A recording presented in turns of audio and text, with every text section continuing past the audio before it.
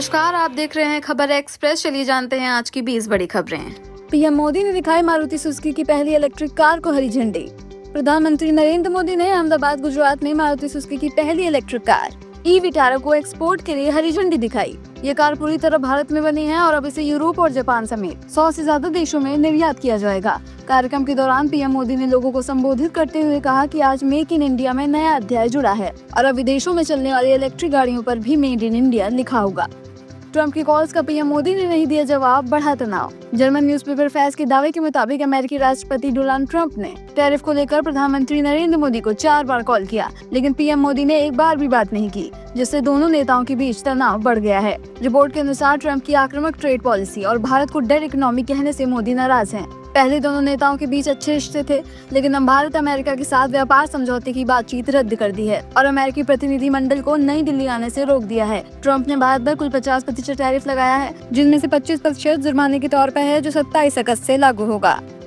America ने भारत पर लगाया अतिरिक्त 25% टैरिफ बुधवार सुबह से होगा लागू। अमेरिका ने मंगलवार को भारत पर अतिरिक्त 25% टैरिफ लगाने का ऑफिशियल नोटिफिकेशन जारी कर दिया है, जो भारतीय समय के अनुसार बुधवार 27 अगस्त सुबह 9:41 बजे से लागू हो जाएगा। राष्ट्रपति डोनाल्ड ट्रंप ने 6 अगस्त को रूस से तेल खरीद पर जुर्माने के तौर पर इस टैरिफ का ऐलान किया था, जबकि 7 अगस्त से व्यापार घाटे का हवाला देकर पहले ही 25% टैरिफ लगाया जा चुका था। अब अमेरिकी बाजार में निर्यात होने वाले भारतीय सामानों पर कुल 50% टैरिफ देना होगा। आदेश में साफ लिखा है कि ये ड्यूटी भारत में आने वाली उन चीजों पर लागू होगी जो अमेरिका में इस्तेमाल के लिए लाई जाएगी या गोदाम से निकाली जाएगी।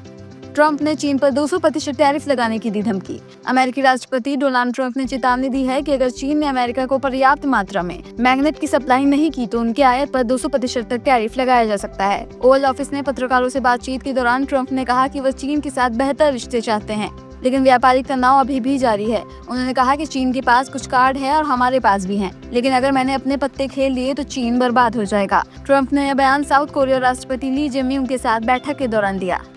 वैष्णो देवी यात्रा मार्ग पर भूस्खलन, 5 श्रद्धालुओं की मौत और 14 घायल। जम्मू कश्मीर में वैष्णो देवी मंदिर धाम के अर्धकुमारी स्थित इंद्रप्रस्थ भोजनालय के पास मंगलवार को हुए भूस्खलन में 5 श्रद्धालुओं की मौत हो गई और 14 लोग घायल हो गए। घायलों को तुरंत CHC कटरा ले जाया गया। वहीं डोडा और रामबन समेत कई इलाकों में बाढ़ जैसे हालात बने हुए हैं, जहां डोडा में 4 लोगों की मौत की खबर है।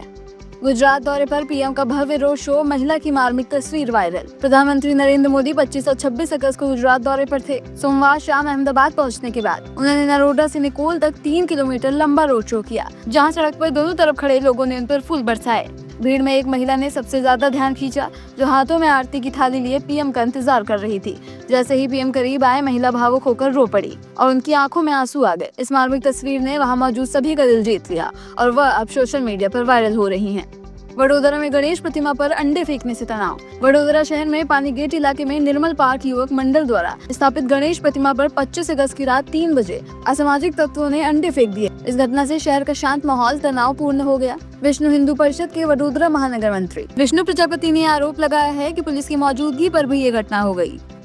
ट्रंप का दावा, भारत पाकिस्तान के बीच परमाणु युद्ध रोका, 60 जेट गिरने की बात भी कही। अमेरिकी राष्ट्रपति डोनाल्ड ट्रंप ने साउथ कोरिया के राष्ट्रपति ली जे-म्यूंग के साथ व्हाइट हाउस में हुई बैठक के दौरान कहा कि उन्होंने दुनिया भर में 7 संघर्षों को रोकने पर गर्व है, जिनमें से 4 को टैरिफ लगाकर रोका गया। ट्रंप ने दावा किया कि इनमें भारत और पाकिस्तान के बीच का संघर्ष भी शामिल था, जो न्यूक्लियर वॉर में बदलने के करीब था। ट्रंप ने भारत पाकिस्तान जंग में 7 फाइटर जेट गिरने का भी दावा किया है, जो उनके 19 जुलाई के 5 जेट गिरने के दावे से ज्यादा है।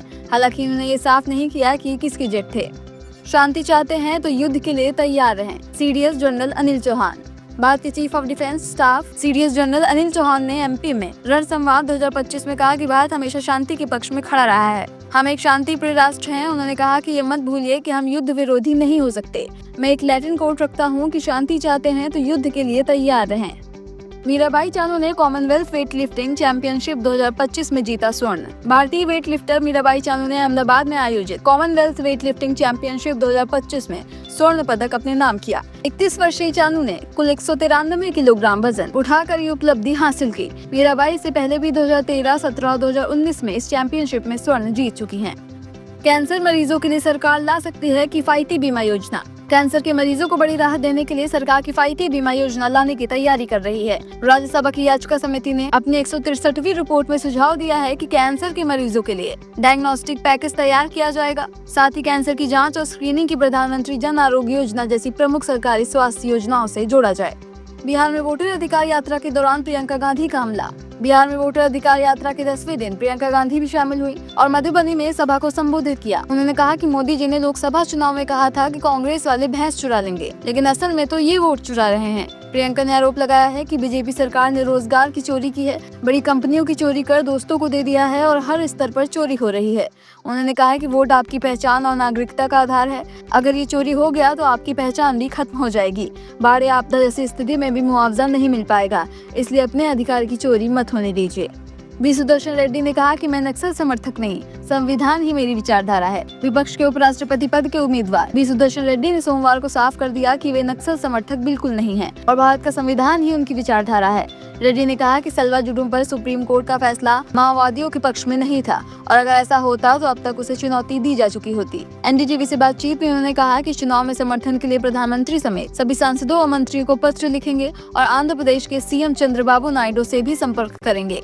उन्होंने कहा कि अगर वे चुने जाते हैं तो उनकी सर्वोच्च प्राथमिकता संविधान की रक्षा करना होगा। बता दें, गृह मंत्री अमित शाह ने 22 अगस्त को केरल में रेड्डी की उम्मीदवारी की आलोचना करते हुए कहा था कि सलवा जुडूम पर उनके फैसले की वजह से नक्सली चरमपंथ खत्म नहीं हो पाया। भिवानी में लेडी टीचर मनीषा की मौत पर स्कूल संचालक का बयान। 11 अगस्त को देरी से निकली थी स्कूल से।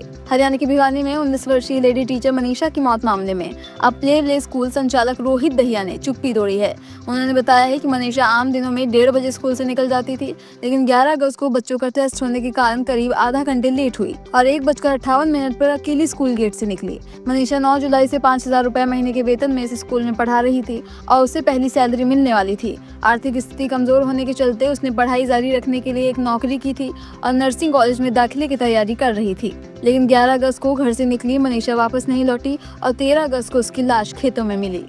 लखनऊ पहुंचे उपराष्ट्रपति पद के उम्मीदवार बी सुदर्शन रेड्डी अखिलेश यादव ने किया स्वागत। इंडिया गठबंधन के उपराष्ट्रपति पद के उम्मीदवार बी सुदर्शन रेड्डी मंगलवार दोपहर लखनऊ स्थित सपा कार्यालय पहुंचे, जहां सपा प्रमुख अखिलेश यादव ने शॉल उड़ाकर उनका स्वागत किया। जज रेड्डी ने कहा कि उन्होंने लोहिया और नेताजी से बहुत कुछ सीखा है, लेकिन हिंदी में भाषण देना अभी भी पूरी तरह नहीं सीख पाए, फिर भी बोलने की कोशिश करते हैं। उन्होंने कहा कि उपराष्ट्रपति का दफ्तर राजनीतिक नहीं बल्कि संवैधानिक होता है और इस चुनावी सफर में अखिलेश यादव का अहम योगदान है।